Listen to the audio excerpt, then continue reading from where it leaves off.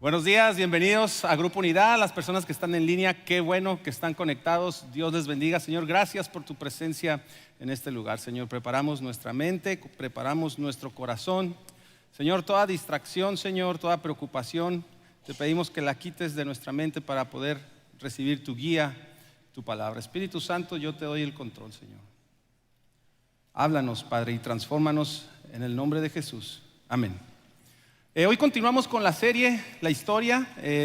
Aquellos que les gusta tomar notas, saquen su cuadernito o en su teléfono, su Biblia. Vamos a estar leyendo varios versículos hoy, así que le animo a que tome nota y usted lo estudie en casa. Vamos a estar leyendo Primera de Reyes, capítulo 11 al 16. Algunos conocen estos pasajes como la división del reino, el pecado de Jeroboam.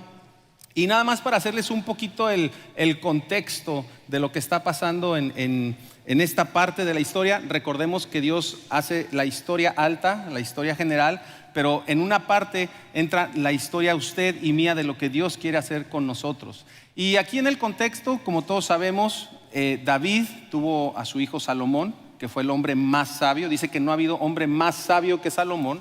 Así que ninguno de los que estamos aquí podemos ser más sabios que Salomón, porque la Biblia lo dice. Salomón, recordemos que inclinó su corazón a otros dioses.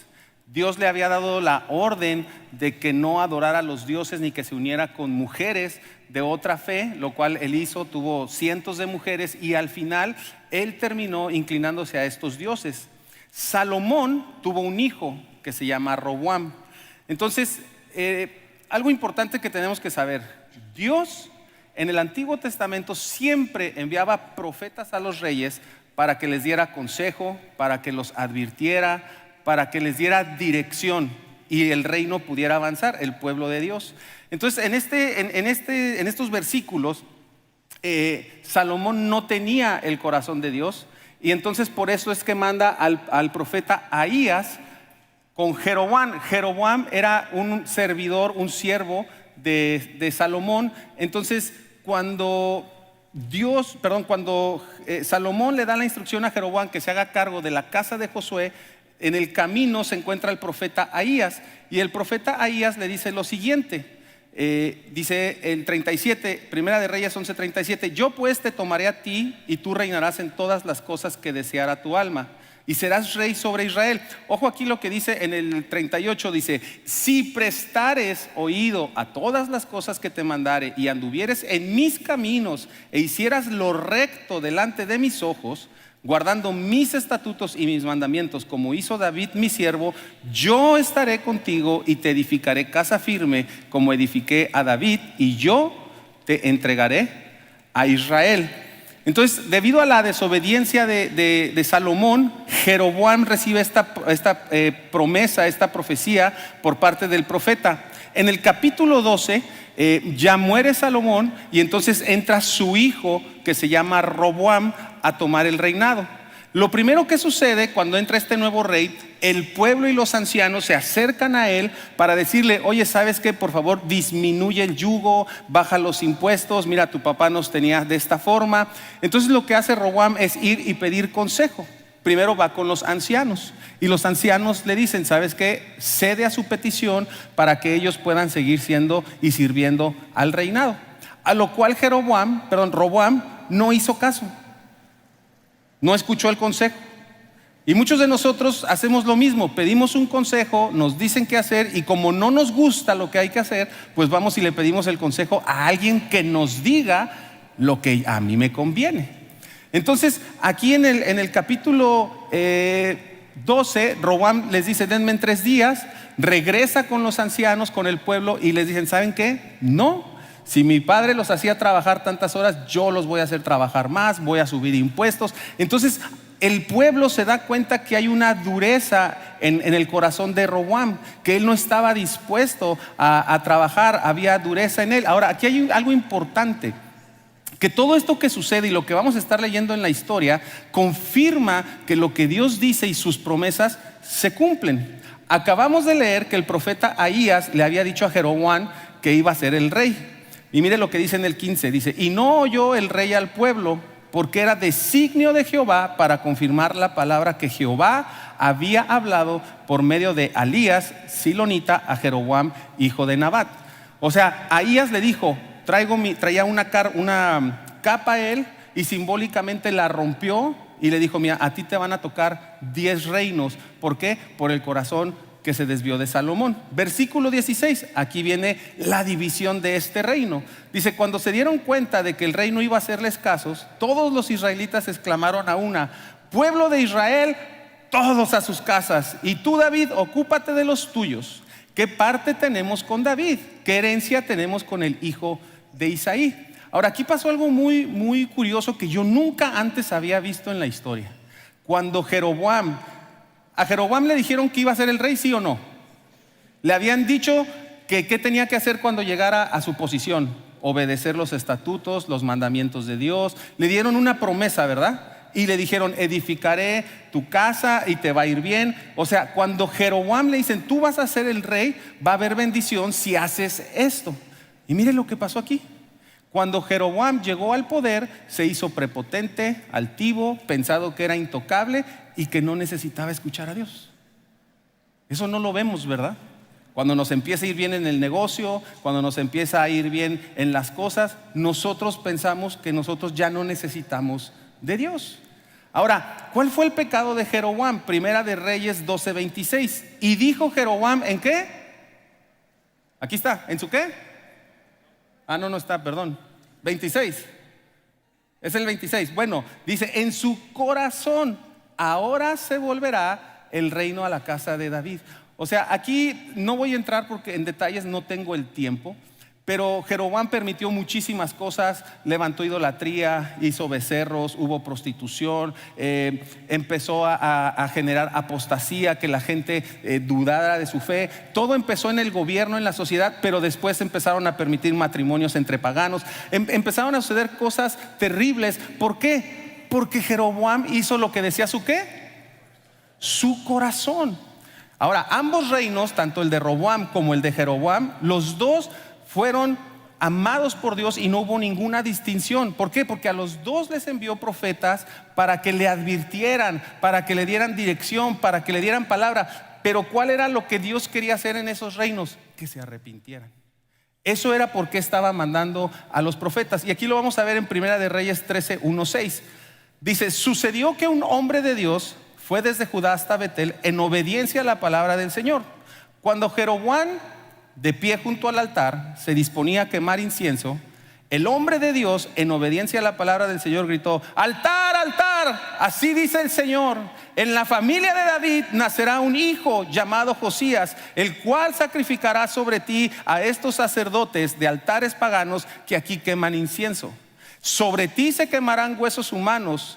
Aquel mismo día el hombre de Dios ofreció una señal. Recuerden, cuando Dios envía a un profeta es para advertir, aconsejar, guiar. Aquí el profeta le está dando una palabra de lo que va a suceder a Jeroboam. Esta es la señal que el Señor le da. El altar será derribado y las cenizas se esparcirán. Al oír la sentencia que el hombre de Dios pronunciaba contra el altar de Betel, el rey extendió el brazo. Estamos hablando de Jeroboam. Y dijo, agárrenlo. Pero el brazo que había extendido contra el hombre se le paralizó, de modo que no podía contraerlo. En ese momento el altar se vino abajo y las cenizas se esparcieron, según la señal que en obediencia a la palabra del Señor les había dado el hombre de Dios. Continúa en el 6. Entonces el rey le dijo al hombre de Dios, Jeroboam le dice a Dios, apacigua al Señor tu Dios, ora por mí para que se cure mi brazo. El hombre de Dios suplicó al Señor y al rey se le curó el brazo, quedando como antes. Jeroboam, acabamos de ver que repetidamente dice que tenía el corazón endurecido, que él hacía lo que se le daba su gana, que él tomaba las decisiones, que no seguía un consejo. Viene el profeta a advertirle, lo señala y vemos que cuando él tiene un problema, que Dios sane mi brazo. Y muchos de nosotros somos así, venimos a la iglesia buscando un milagrito. Que Dios me sane, que me dé pa'l chivo, que regrese el viejo, que mis hijos dejen las drogas. Pero nuestra actitud sigue siendo la misma. Jeroboam nunca quiso arrepentirse, solamente quería recibir su sanidad. Ahora, en el Antiguo Testamento nos habla acerca del rasgar las vestiduras y la ceniza. Eso era un simbolismo cuando había una demostración de un arrepentimiento genuino. Jeroboam, como les dije, permitió idolatría, y léalo usted porque son pecados tremendos lo que está pasando en esos capítulos. Pero algo que permitió él fue la idolatría, y la idolatría era adorar sujetos, cosas, objetos que sustituyen a Dios. Pero en la actualidad es todo lo que ponemos primero delante de Dios. Mi trabajo, mis necesidades, cosas materiales, lo que yo quiero. Cualquier cosa que sea más importante que Dios en mi vida o en tu vida, eso es idolatría. Ahora, esto es lo que está pasando en este momento en la historia de Dios, en la historia de arriba. Pero ¿qué está pasando en tu historia y en mi historia? Este es un mensaje para todos. Roboam, Jeroboam, Salomón habían hecho todo lo que Dios les había dicho que no: prostitución, idolatría, falsos maestros, falsos líderes. Pero ¿y eso ahora para nosotros qué, Raúl? Yo no voy con las brujas, no voy a que me hagan hechicería, no me leen las cartas, no me leen el café, no hago amarres, no digo groserías, no veo pornografía, no adultero, no tomo, no fumo. Yo estoy bien. Este mensaje no es para mí. Pero como creyentes, ¿qué es lo que Dios dice de mí? Santiago 4:17. Si ustedes saben hacer lo bueno y no lo hacen, ¿qué dice? Entonces, ¿qué cosas buenas sabemos que tenemos que hacer? Porque lo otro, aquí ya yo sé que nadie lo hacemos. Todo lo demás son cosas terribles. Pero cosas buenas me dice aquí que yo no hago. Me dice que ame al Señor mi Dios con todas mis fuerzas, que ore sin cesar, que traiga los diezmos al alfolí, que honre a mi padre y a mi madre, que perdone al prójimo, que dé la mejilla. Esas son cosas buenas que yo tengo que hacer, y dice que si no las hago, entonces estoy pecando. Primera de Pedro 2:1. Por lo tanto, dejen de hacer lo malo, no se digan mentiras. Mientes en tu trabajo, le mientes a tus padres, a tus compañeros, le mientes a Dios. Dice: no sean hipócritas, no sean envidiosos, no sean chismosos. Hermana, fulanito de tal tiene necesidad, se lo comunico para que oremos. Es el chisme. Y andamos hablando que el pastor esto, que aquella iglesia, que el jefe, y los chismes de pasillo, ¿no? Así le llaman en el trabajo. Y ahí estamos envueltos en el chisme. No sean mentirosos. 1 Timoteo 5:8 dice: el que no provee para los suyos, y sobre todo para los de su propia casa, ha negado la fe y es peor que un incrédulo. Si tú estás divorciado, paga tu manutención, por favor. Incluso ya cambiaron las leyes. Romanos 13:7. Así que pague cada uno lo que deba pagar, ya sea que se trate de impuestos, contribuciones, respeto, estimación. Pedimos prestados y luego por eso hablan mal de nosotros allá afuera, porque no pagamos. Y todavía te ofendes porque te cobran. Entonces, si le debes a alguien, paga. Estas son cosas tan sencillas dentro de la vida del creyente de todos los días, porque las otras ya sabemos que son cosas malas. Pero aquí me dice Santiago: el que no hace lo bueno ya está pecando. Zacarías 8:17. Ninguno de ustedes planee en su corazón el mal contra su semejante. No hagan promesas falsas. No, te prometo, mamá, que voy a llegar a las 2. Cumple con lo que le dices a tus padres. Mamá, voy a sacar la escuela bien este semestre. Cumple lo que vas a decir. Todas estas cosas son buenas, y dice Dios que si no las hacemos estando pecando. Entonces tú vas a decir: ay, Raúl, entonces todo es pecado. No, no todo es pecado. Simplemente lo que Dios quiere, dice: si tú obedeces mis estatutos, mis mandamientos, yo te voy a bendecir, yo te voy a prosperar, yo te voy a cuidar. ¿Por qué? Porque me obedeces. Ahí le va un ejemplo más fácil. Si usted le dice a sus hijos: tiende la cama y lava los trastes, ¿le obedeció o no? ¿Le obedeció o no? A ver, la instrucción fue: tiende la cama y lavó los trastes. ¿Le obedeció o no? Entonces, no es lo que nosotros pensamos que es bueno, es lo que Dios dice que yo quiere que haga. Es bueno que lavó los trastes, sí fue bueno, pero no era la instrucción era tiende tu cama. Y eso es lo que Dios quiere para nosotros sus hijos en la vida del creyente. ¿Por qué? Porque el pecado nos impide avanzar, el pecado nos paraliza, el pecado no nos permite ver con claridad. Proverbios 28:13 dice: el que encubre sus pecados no prosperará, mas el que los confiesa y los abandona hallará misericordia. Entonces, si yo quiero avanzar en el ministerio, en mi matrimonio, en el negocio, en lo que estoy haciendo, dice: abandona tu pecado y así vas a prosperar. ¿Qué es prosperar? Apresurarse, avanzar, progresar, tener éxito, llevar a un resultado exitoso.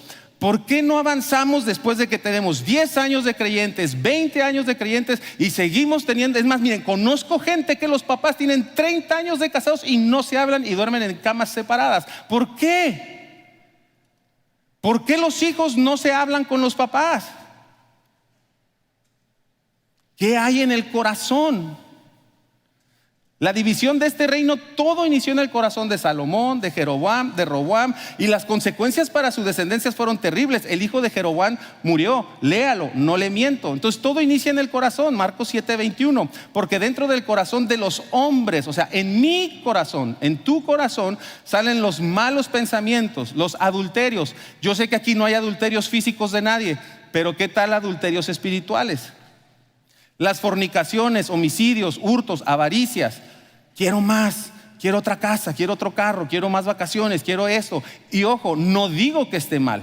Dios anhela que tengamos sueños, Dios desea prosperarte, pero que eso no sea lo que ocupe el primer lugar en tu corazón.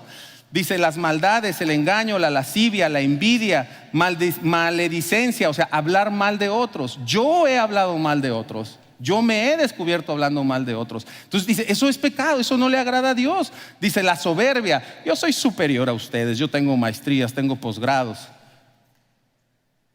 La insensatez, ser falto de prudencia.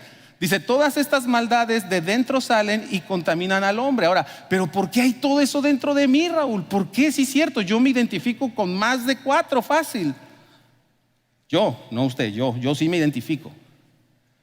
Y digo: ¿por qué? Pues ¿por qué? Porque mi naturaleza es pecaminosa. Gálatas 5:19 dice: las obras de la naturaleza pecaminosa se conocen bien: inmoralidad sexual, impureza, libertinaje, idolatría, brujería, odio, discordia. Ya ve que el tóxico, que la tóxica, que la queso. Entonces todo ese rollo, pues o sea, dice: eso aquí no entra pues. Disensiones, sectarismos, envidia, borracheras, orgías y otras cosas parecidas, les advierto ahora. ¿Qué dice? ¿Les qué? ¿Qué es lo que hacían los profetas? Advertían. Entonces dice: como antes lo hice, los que practican tales cosas no heredarán el reino de Dios. El pecado, eso es lo que hace, nos separa de Dios. ¿Se acuerda cuando Adán pecó? ¿Qué pasó? Le dio miedo, se escondió y se avergonzó. Y cuando por eso usted y yo tenemos que tomar decisiones importantes, hay confusión porque estamos en tinieblas. Esdras 9:6, en la versión Palabra Dios, dice: Dios mío, me siento demasiado avergonzado para levantar mi rostro hacia ti. Estoy avergonzado porque nuestros pecados son inmensos y nuestra culpa llega hasta el cielo. Por eso es que la gente, cuando le dice: vamos a la iglesia, no, yo voy cuando esté bien. Eso es lo peor que podemos decir, porque el único que nos puede cambiar y arreglar es Dios. Y cuando más mal estoy, es cuando más necesito acercarme a Dios, es cuando más necesito buscar de su perdón y de su gracia. ¿Por qué? Porque hay cosas en tu vida y en mi vida que hemos hecho tal vez como Jeroboam, Roboam, o peor, que es más, nadie sabe. Hay cosas desde tu niñez que a solas tú hiciste y que hasta el día de hoy a nadie le has dicho, ni a tu mejor amigo, ni a tu mejor amiga, a nadie. Y hay cosas que te avergüenzan y piensas que ahí quedó. Pero mira lo que dice en Proverbios 6:16-19: no hay nada creado en el mundo que se pueda esconder de Dios. Todo está desnudo y expuesto a su vista, y es a Él a quien tendremos que rendirle cuentas de nuestra vida. Jeremías 16:17, los vigilo de cerca y veo cada pecado. No hay esperanza de que se escondan de mí. Todo lo que has hecho en lo oculto, lo que has pensado, lo que has dicho, lo que has sentido, todo Dios lo ha visto. Todo está ante sus ojos. Por eso decía en Esdras, tengo vergüenza. ¿Cómo no me va a dar vergüenza que Dios vea lo que yo hice en mi adolescencia, en mi juventud, de dónde Dios me sacó? ¿Cómo no me va a dar vergüenza? Son cosas que yo no quiero que nadie se entere. Por eso dice Hebreos 4:13, no hay nada creado en el mundo que se pueda esconder de Dios, todo está desnudo y expuesto, a Él tendremos que rendirles cuentas. O sea, esto quiere decir que yo, como un contador, como el SAT, mira, estas son tus facturas y esto me debes. Pero es mejor venir y presentarme delante de Él y decirle, sí, Señor, te debo, a no querer ocultar y decir te robé. Sí, Señor, estoy mal, sí hice mal, sí ofendí, sí mentí, sí blasfemé, sí robé, hice lo malo ante tus ojos. Hay orgullo, hay rencor, hay amargura, hay resentimiento. Aquí estoy, es correcto, lo hice. ¿Por qué? Porque un día vamos a estar en el tribunal de Cristo y no tengo tiempo para eso. Pero ahí usted y yo vamos a rendirle cuentas a Dios. Y ahí entonces es donde va a venir la selección, donde unos van a ir al lago de fuego, otros van a ir a la vida eterna. Le doy la cita, Mateo 25:31, léalo para que vea qué es lo que va a pasar cuando usted y yo morimos. Y va a haber un trono blanco donde dice que se va a abrir el libro de las vidas, el libro de la vida, y dice, si tu nombre está aquí, bienvenido a la vida eterna. Y si no, al lago de fuego donde es el crujir de dientes, el infierno, el Hades, donde está el chamuco, como le quiera llamar. ¿Qué es? Es un lugar donde no está Dios. Eso es el infierno, la ausencia de Dios. Entonces dice, un día yo les voy a pedir cuentas de cada palabra, de lo que hiciste con tu tiempo, de lo que hiciste con tu vida, lo que hiciste en este cuerpo. Y me ayudas, Midi, porfa. Entonces ahora, ¿cuál es la solución? Pues arrepentir y reconocerme que no es lo que tenía que haber hecho Jeroboam, y lo que tenía que haber hecho Roboam, y lo que tenía que haber hecho Salomón. Arrepentirme. Ahora, es muy común en nosotros como seres humanos que hay remordimiento. Y se lo voy a poner bien sencillito. Muchas veces he intentado hacer dietas. Ya me entendió, ¿verdad? Y digo, mañana ahora sí bien. ¿Por qué? Porque en la noche fui, abrí el refri, saqué la conchita, saqué el chocomil y agarré las papitas. Ay, me siento mal de haber cenado tanto. Pero mañana, eso es un remordimiento. Pero un arrepentimiento genuino es cuando una persona reconoce lo que hizo y hay un cambio de dirección, hay una conversión. El arrepentimiento como creyentes debe de ser una práctica continua de presentarnos con Dios y decirle, perdóname. No solamente es la oración que hizo hace 5 años o 7 años o el domingo pasado donde dijo, sí, Señor, me arrepiento, ven y vive en mi corazón. No, esto debe de ser todos los días, debe de ser una oración de dolor, de clamor, de ser honestos y que conduzca a un cambio de actitud, porque el verdadero arrepentimiento trae un cambio, trae una conversión en mi vida. Por eso decimos, ¿y usted cuándo se convirtió? Pues ¿en qué me convertí? ¿En rana o en qué? No, o sea, ¿cuándo hubo una conversión en tu vida interna? ¿Cuándo hubo un cambio genuino? Por eso Mateo 3:8 nos dice, vivan de tal manera que demuestren que realmente han cambiado. Usted puede venir aquí y alzar sus manos, pues parece que cree en Dios, pero quien de verdad sabe si usted ha cambiado aparte de Dios es su esposa, son sus hijos, sus vecinos, su jefe, sus compañeros, porque van a decir, mira, antes se enojaba de todo, antes era bien chismoso, antes robaba, antes mentía, antes hacía esto. Y cuando la gente ve en usted y en mí ese cambio, entonces quiere decir que hubo una conversión. El arrepentimiento es decir, Dios, mira, iba en este camino hacia las tinieblas, pero hoy volteo y me expongo, me acerco ante tu luz donde todo es claro y donde no puedo esconder ni ocultar mi vergüenza. Y camino, y sí, te debo, pero me presento ante ti. Ese es el verdadero arrepentimiento, es algo interno, es una voluntad propia donde digo, yo voy a cambiar. Arrepentirse es un acto mediante el cual nosotros sentimos pena.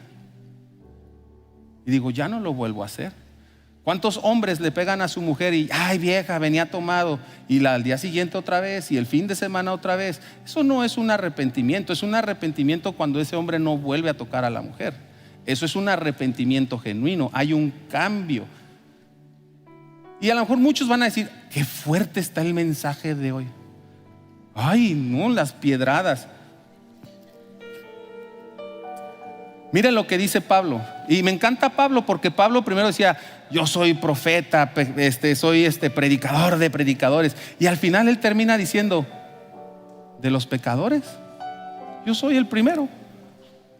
O sea, Pablo, el que escribió casi la mitad del Nuevo Testamento, dice, yo soy el primero. ¿Por qué? Porque en mi debilidad Él me fortalece. Y miren lo que nos dice aquí a los creyentes, Hebreos 6:1. Así que dejemos de repasar una y otra vez las enseñanzas elementales. O sea, dice, mira, esto que te estoy diciendo hoy es básico, es elemental acerca de Cristo. Dice, por el contrario, sigamos adelante hasta llegar a ser maduros en nuestro entendimiento. No puede ser que tengamos que comenzar de nuevo con los importantes cimientos acerca del arrepentimiento de las malas acciones y de tener fe en Dios. O sea, dice, no puede ser que después de tantos años siga que tener volviendo a este cimiento, a este fundamento, pilar de tu vida de fe, de decirte que el arrepentimiento y la fe en Dios es lo esencial de nuestro caminar en Cristo. O sea, lo que está diciendo, mira, esto no es ni de primaria, no es de kinder, no es de prematernal. Mira, esto es de estimulación temprana, ahí te lo enseñan. El arrepentimiento y la fe en Dios. Salmo 51 es hermoso. Por eso, y cuando usted lea Reyes se va a dar cuenta que le dice Dios a Roboam y a Jeroboam que siempre iba a respetar una tribu para Roboam. Dice, porque David hizo lo correcto. Por David y por David. Y vemos en la Biblia, en el Nuevo Testamento, que en la genealogía dice que Jesús es hijo de David, porque David hizo lo que le agradaba a Dios. Se arrepintió y le dijo, examina si en mí hay maldad. Dice, devuélveme el gozo de la salvación. Examíname. Dice, y úsame. Ese es un arrepentimiento genuino. Eso es lo que Dios quiere. Y me quedan 7 minutos. Mire, si me va a dar tiempo. Es que en la mañana no me dio. ¿Cuántos vieron la película del Titanic? Todos. Yo la vi como 8 cuando iba en la universidad. El 15 de abril es el aniversario del hundimiento del naufragio del Titanic. Zarpó el 15 de abril de Southampton, Inglaterra. Iba a Nueva York. Era el barco más grande, más rápido, más lujoso de su tiempo. Cuando se construyó este barco, la gente decía que era imposible que se hundiera. Es imposible, no hay nada que lo pueda hundir. Es más, el mismo capitán le preguntaron, oiga, ¿vamos bien? Este barco no le pasa nada. Y todos sabemos que sí chocó. Sabemos lo que pasó. Sabemos que se hundió. Ellos dijeron, ni Dios mismo lo puede hundir. ¿Qué había? Soberbia en el corazón. ¿Quiénes iban en ese barco? Iba la gente más rica de ese tiempo. 3,000 personas abordaron ese barco. La gente más poderosa. Dueños de empresas, empresarios, licenciados, abogados, doctores, gobernantes, senadores. Iba la gente más poderosa en ese barco. Eran tan soberbios que el barco tenía cupo para 3,000 personas y solamente subieron 1,178 salvavidas. Solo 728 personas abordaron aún cuando se estaba hundiendo el barco. La gente seguía diciendo, esto no se va a hundir. No se va a hundir. 2 horas y media de que chocaron, sabemos que el barco se hundió. Ahora, aquí lo interesante es que algunos de los que se salvaron, es que hubo varios avisos. Al menos 6 embarcaciones les trataron de avisar que había peligro más adelante y les decían que bajaran la velocidad. Pero no hicieron caso porque ellos querían romper un récord mundial. Ellos querían demostrar el poderío del hombre. A las 9 de la mañana el barco Carolina les avisó que había icebergs. Les dieron las coordenadas exactas y no hicieron caso. A las 9 de la mañana, 11:40, el barco Nurdan los contactó y les dijo: ¡Hey, hay peligro! Ten cuidado, venimos de allá, baja la velocidad. 1:42, el barco Baltic los contacta y les dice: cuidado. 1:45, 3 minutos después, el barco América les dice: tengan cuidado, es zona peligro, hay icebergs. 7:30 de la noche, el California los vuelve a contactar: hey, estás yendo muy rápido, estás corriendo, hay un peligro innecesario. 9:30 de la noche, el barco Mesaba les está diciendo: van a chocar. ¿Qué creen que pasó que estaba haciendo el operador? En ese tiempo no había redes sociales, era telegrama. Pues estaba enviándole mensajes a los familiares de los que iban, de lo hermoso que era el barco, de la majestuosidad, de los lujos. Era una cena de 10 tiempos. Yo en mi casa tengo una, aquí había 10. El último aviso fue a las 10:55 de la noche, cuando el California les dice: tengan cuidado, tengan cuidado. A las 11:40, 35 minutos después, chocó el Titanic. Les previnieron 6 veces. A las 2:30 murieron. Y hoy Dios nos está advirtiendo de obedecer sus estatutos y sus mandamientos. Estamos viviendo tiempos difíciles. Véalo en las redes. Por eso dice: si mi pueblo se humillare y me buscare y se volviese de sus malos caminos, entonces yo iré desde los cielos. Él nos va a pedir cuentas de todo lo que estamos haciendo. Pensamos que esto es un chiste, pero me encanta. Por eso se llama el Evangelio. El Evangelio quiere decir las buenas noticias. Romanos 2:4 dice: ¿no ves que desprecias las riquezas de la bondad de Dios, de su tolerancia y de su paciencia, al no reconocer su bondad que quiere llevarte al arrepentimiento? O sea, Él no te está diciendo: te voy a golpear, te voy a castigar, te vas a ir al infierno. No, con amor nos dice: hey, vuélvete a mí, quiero estar contigo, te quiero bendecir, te quiero cuidar. Dice: ¿no te das cuenta de su amor? Primera de Juan 3:8, por eso dice: el que practica el pecado es del diablo, porque el diablo pecó desde el principio. Pero dice: para esto apareció el Hijo de Dios, para deshacer las obras del diablo. Miqueas 7:18 dice: no hay Dios como tú, no hay Dios como tú. Escuche lo que dice la palabra. Dice que perdona las malas acciones y pasa por alto la rebeldía del pueblo. O sea, lo más malo que tú sabes que Dios ha visto, dice: yo estoy dispuesto a perdonarlo, porque en la cruz yo di la vida por ti y mi sangre preciosa te limpia, te redime, te justifica, te santifica y nos pone en la posición correcta con Dios, porque dice que aunque tus pecados fueren rojos como la grana, yo los haré blancos como la nieve. Y dice: ven, acércate al trono de la gracia, acércate, corre al trono. Dice: hallar socorro.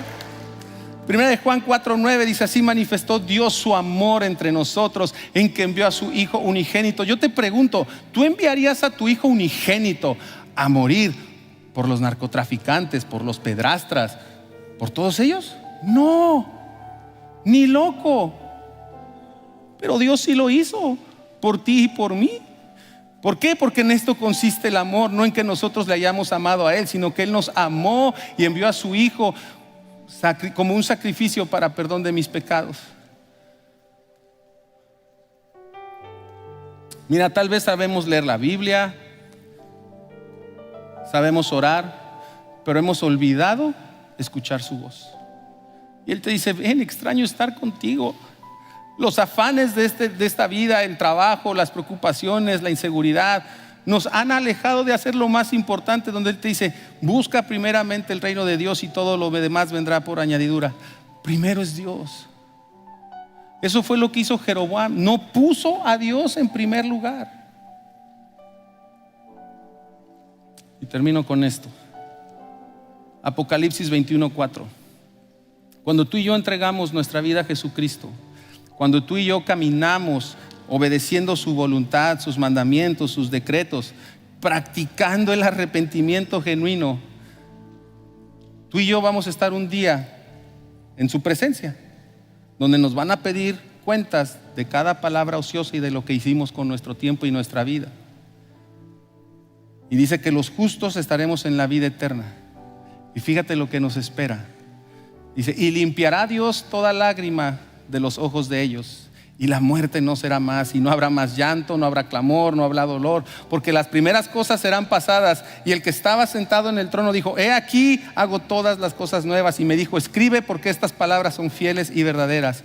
Y me ha dicho, hecho es, yo soy el alfa, el omega, el principio y el fin, y el que tuviere sed, yo le daré de la fuente de agua de vida gratuitamente. Y el que venciere poseerá todas las cosas. Yo seré su Dios y él será mi hijo. Y en esto se resume todo el evangelio. Él quiere que seamos sus hijos. Él no quiere una religión, no quiere liturgia, no quiere una costumbre. Él quiere una relación de padre e hijo. Y mira, siento muy fuerte decirte de parte de Dios que así como al Titanic le han estado diciendo, ten cuidado con estas personas, ten cuidado con este negocio, no te involucres, y tu sordera espiritual no te ha permitido escuchar, y hoy Dios te vuelve a decir, ten cuidado, vuélvete a mí. Si tú eres esa persona, te voy a pedir que te pongas de pie y vamos a pedir perdón a Dios. Esto no es para nuevos, es en general. Quien dice, Señor, yo me quiero poner hoy a cuentas contigo.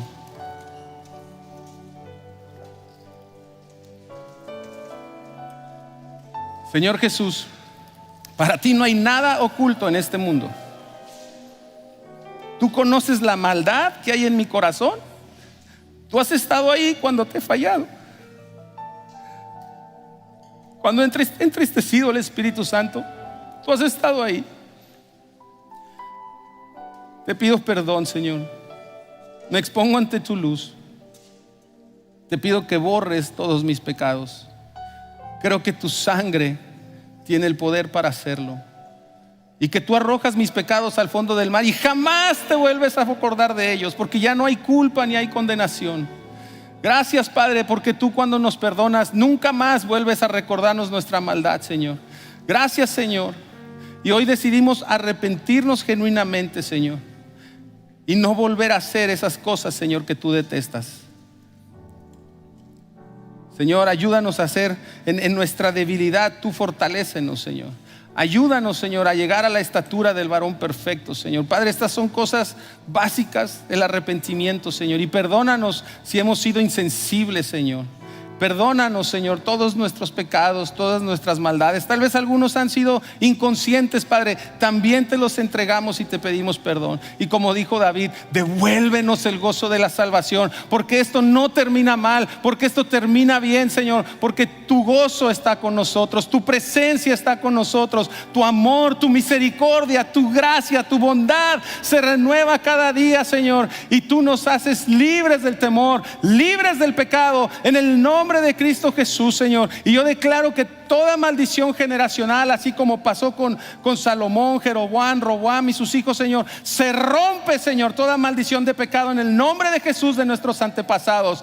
Todo pecado de adulterio, Señor, de adicciones, de pornografía, Señor, de robo, de mentira, se rompen ahora en el nombre de Cristo Jesús. Y yo declaro que a causa de la unción del Espíritu Santo, Señor, los yugos se pudren y las cadenas son rotas en el nombre de Jesús, en el nombre de Jesús. Amén, amén.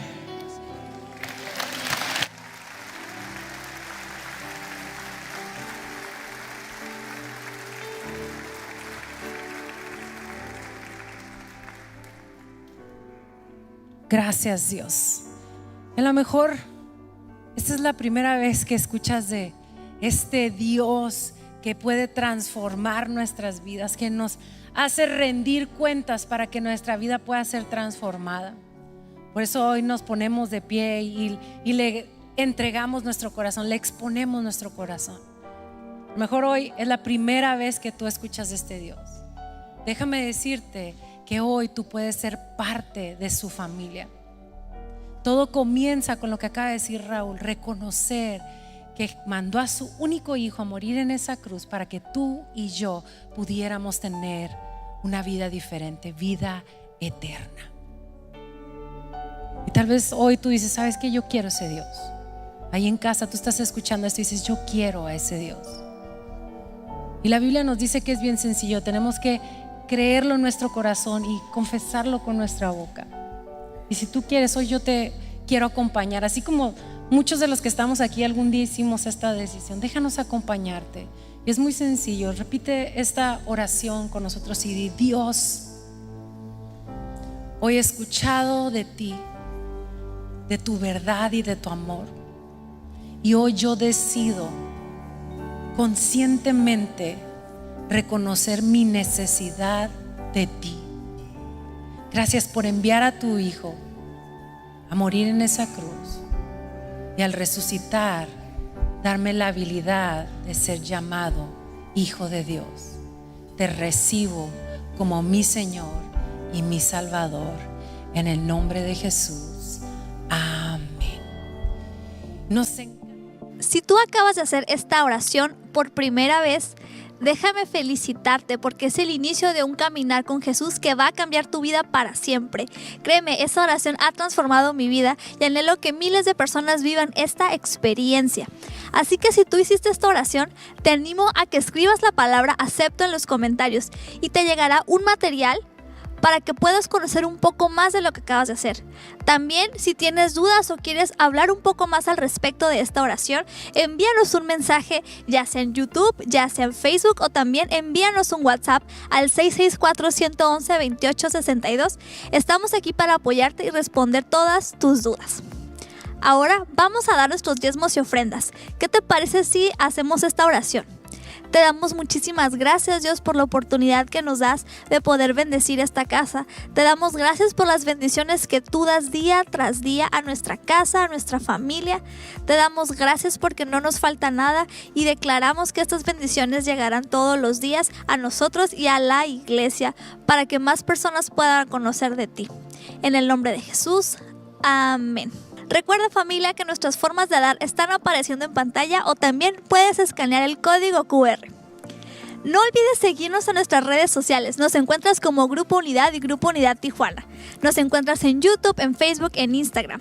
También puedes descargar nuestra app. Nos encuentras como GU y síguenos en nuestra página unidad.org. Y esto ha sido todo por hoy, familia. Te animo a que compartas este mensaje para que alguien más pueda verlo. Y te esperamos la siguiente semana.